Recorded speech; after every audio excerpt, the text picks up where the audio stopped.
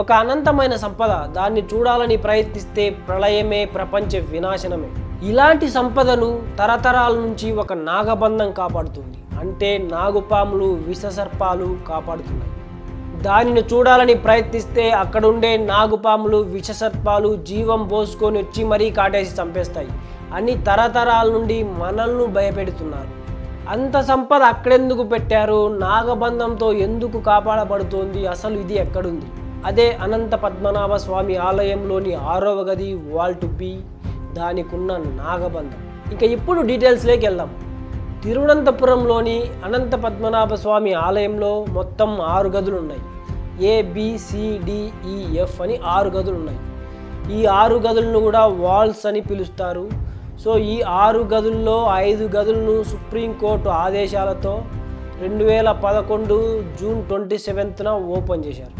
ఇక ఆ 5 గదులను ఓపెన్ చేసిన తర్వాత అక్కడ ఉండే వాళ్ళైతే మెస్మరైజ్ అయిపోయారు. వాళ్ళ కళ్ళను వాళ్ళే నమ్మలేకపోయారు. ఎందుకంటే అంత అపారమైన సంపద ఉంది ఆ గదుల్లో. వజ్రాలు, వైడూర్యాలు, మణులు, మాణిక్యాలు, బంగారు కిరీటాలు, బంగారు కుర్చీలు, బంగారు నాణ్యాలు, 18 అడుగుల బంగారు గొలుసు. ఈ ప్రపంచంలో ఏదైనా సంపద అని వస్తువుని పిలవగలుగుతాం మనము. ఆ వస్తువులన్నీ కూడా అక్కడ ఉన్నాయన్నమాట. అంత అపారమైన సంపద 5 గదుల్లో దొరికింది. ఇక్కడి వరకు బాగుంది. ఈ 5 గదులను ఓపెన్ చేయగలిగారు. అక్కడ ఉండే ఆ విలువైన వస్తువులన్నింటినీ చూడగలిగారు. కానీ ఒక గదిని మాత్రం ఓపెన్ చేయగలిగే ధైర్యము, కనీసం తాకగలిగే ధైర్యం కూడా ఎవరూ చేయలేకపోయారు. అదే 6వ గది అయినటువంటి వాల్ట్ బి. ఆ 6వ గది అయినటువంటి వాల్ట్ బిని ఓపెన్ చేయలేకపోవడానికి కారణం వచ్చేసి దానికి ఉండే పెద్ద పెద్ద తాళాలు కాదు, అసలు దానికి తాళం అనేదే లేదన్నమాట. మరి ఎందుకు వాల్ట్ బిని ఓపెన్ చేయలేకపోయారు అంటే దానికి ఉన్నటువంటి ఒకే ఒక తాళం నాగబంధనం. అసలు నాగబంధం అంటే ఏంటి? ఆగమశాస్త్రంలోని నిపుణులు, పండితులు చెబుతున్నది ఏంటంటే ఏదైతే 6వ గది వాల్ట్ బి ఉందో ఆ ద్వారాన్ని ఒక మంత్రశక్తితో లాక్ చేయబడి ఉంది. దాన్ని తెరవాలి అంటే ఒక నిర్దేశితమైన మంత్రోచ్చారణతోనే పాసిబుల్ అవుతుంది. అంటే ఒక సౌండ్ సిస్టమ్ ద్వారా ఆ డోర్ అనేది లాక్ చేయబడింది. సో దాన్ని ఓపెన్ చేయాలంటే ఆ సౌండ్కు మ్యాచ్ అయ్యే సౌండ్ మనం ఇస్తేనే ఆ డోర్ అనేది అన్లాక్ అయిపోతుంది అన్నమాట. అదే నాగబంధం. ఇక పురాణాల నుంచి కూడా ఈ నాగబంధం పైన కొన్ని కథలు నడుస్తున్నాయి. అవేంటంటే, మొదటి కథ ఏంటంటే, ఎవరైనా సరే ఈ నాగబంధనం వేయబడినటువంటి ఈ డోర్ను యంత్రాల సహాయంతో బలవంతంగా ఓపెన్ చేయాలని ట్రై చేస్తే అక్కడ డోర్కు ఉండేటువంటి ఆ నాగుపాములు, విషసర్పాలు జీవం పోసుకొని వచ్చి మరీ కాటేసి చంపేస్తాయని ఒక కథ ఉంది అనమాట. ఇక రెండవ కథ ఏంటంటే, ఏదైతే ఈ నాగబంధనం వేయబడినటువంటి డోర్ ఉందో అది వచ్చేసి డైరెక్ట్గా అరేబియా మహాసముద్రం యొక్క భూగర్భానికి కనెక్ట్ అయి ఉంది.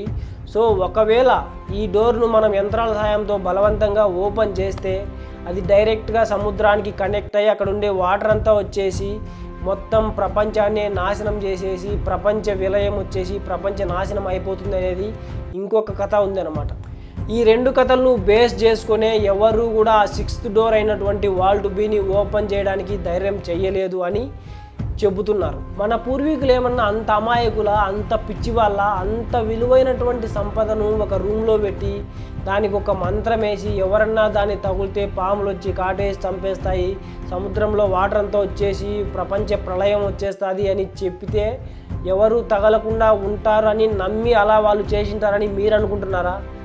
కానే కాదు. అసలుకు ఇది ఒక అడ్వాన్స్డ్ టెక్నాలజీ యూజ్ చేసి మన పూర్వీకులు కనిపెట్టినటువంటి ఒక లాక్ సిస్టమ్ అంతే. మన పూర్వీకులు కూడా మనుషులే కదా, వాళ్ళు కూడా మనుషుల మెంటాలజీ తెలుసు కదా.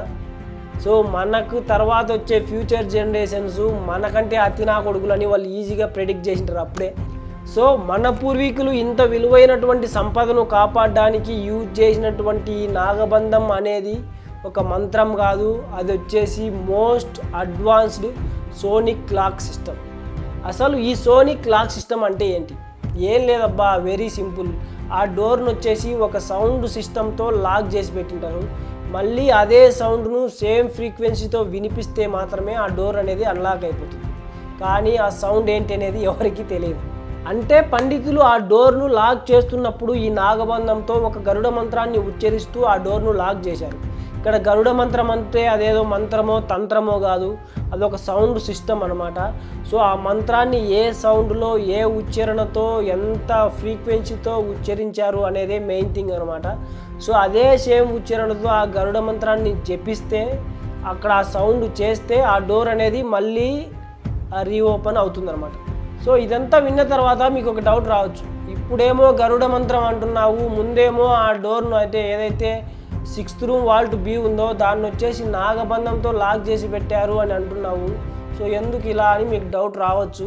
సో క్లారిటీగా చెప్తా వినండి. ఈ నాగబంధనం అంటే ఏంటి? సో ఆ డోర్ను ఒక నాగుపాములతో బంధించి పెట్టినారనే అర్థం వస్తుంది కదా.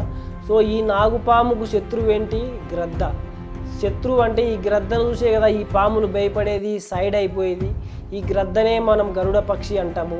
అంటే ఈ నాగబంధం విప్పుకోవాలి అంటే ఈ గరుడ మంత్రమే మార్గం అని పండిత పామురుల ఉద్దేశం. ఒకవేళ ఈ గరుడ మంత్రంతో ఆ నాగబంధాన్ని విప్పేసి ఆ వాల్ట్ బీని ఓపెన్ చేస్తే సో అక్కడ ఉండే పాములు జీవం పోసుకొని వచ్చి కాటేసి చంపేస్తాయి. లేదా అరేబియా మహాసముద్రం ఉప్పొంగి ప్రళయం వచ్చి ప్రపంచమంతా నాశనం అయిపోతుంది అని కదా కథలుగా ఉన్నాయి. సో ఇప్పటి వరకు ఈ 6th రూమ్ వాల్ట్ బీని ఓపెన్ చేయలేదంటే ఓపెన్ చేశారంట. అది 1931. అప్పుడే ట్రావెస్కోర్ రాజ్యం నడుస్తూ ఉంది. సో ఆ రాజ్యం వచ్చేసి ఆ సంవత్సరంలో కరువు కాటాకాలతో అల్లాడిపోతూ ఉంది. ఎంత కరువు అంటే తినడానికి తిండి లేక జనాలు ఆకలి చావులు చస్తూ ఉన్నారు. కానీ ఆ 1931 సమయంలో ఆ రాజ్యాన్ని పరిపాలిస్తున్నటువంటి బలరామవర్మ అనే రాజు ఒక డేరింగ్ డెసిషన్ తీసుకున్నాడు. ఏంటంటే అది రాజ్యంలోని ప్రజల ప్రాణాలను కాపాడడానికి పద్మనాభ స్వామి టెంపుల్లోని ఆ 6వ గది అయినటువంటి వాల్ట్ బీని ఓపెన్ చేయాలని నిర్ణయించుకున్నాడు.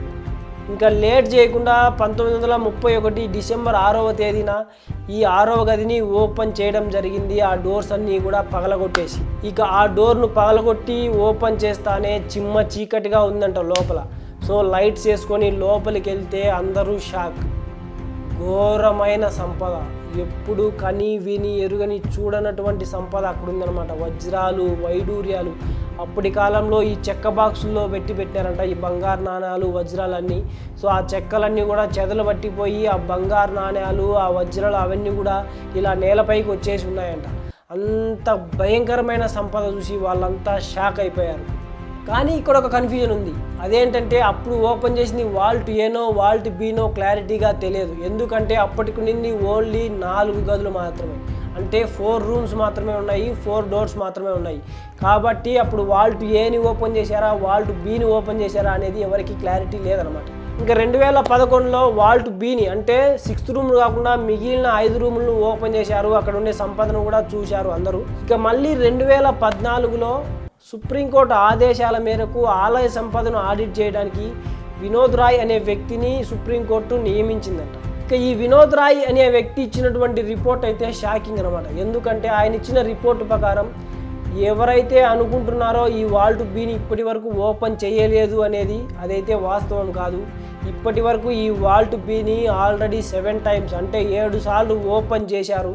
1990లో 2 సార్లు, అలాగే 2002లో 5 సార్లు ఈ వాల్ట్ బీని ఓపెన్ చేశారు. అక్కడ ఉండే ఆ వస్తువులన్నింటినీ క్లీన్ చేయడానికి ఓపెన్ చేశారు అన్నట్టు ఈ ఆలయం యొక్క బుక్లో కూడా రాసి పెట్టింది అని ఆయన రిపోర్ట్ ఇచ్చారనమాట. సో 1931లో బలరామవర్మ అనే రాజు తన రాజ్యంలోని ప్రజల కోసము ఈ వాల్ట్ బీని ఓపెన్ చేసినప్పుడు ఎందుకు ప్రళయం రాలేదు, ఎందుకు ఈ పాములు జీవం పోసుకొని వచ్చి కాటేసి చంపలేదు?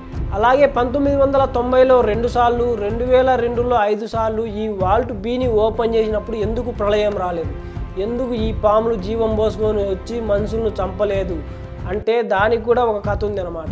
ఏంటంటే కథ నిజమో మనకు తెలియదు.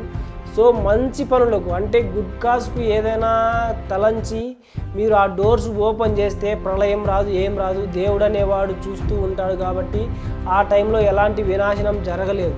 కానీ మీరు చెడు పనులకు అంటే బ్యాడ్ కాజ్ను దృష్టిలో పెట్టుకొని ఆ డోర్స్ ఓపెన్ చేస్తే ఆ పాములు జీవం పోసుకొని వచ్చి కాటేస్తాయి. అలాగే సముద్రం, అరేబియా సముద్రం ఉప్పొంగి ప్రళయం అనేది వస్తుంది అనేది కూడా ఒక స్టోరీ ఉంది అనమాట.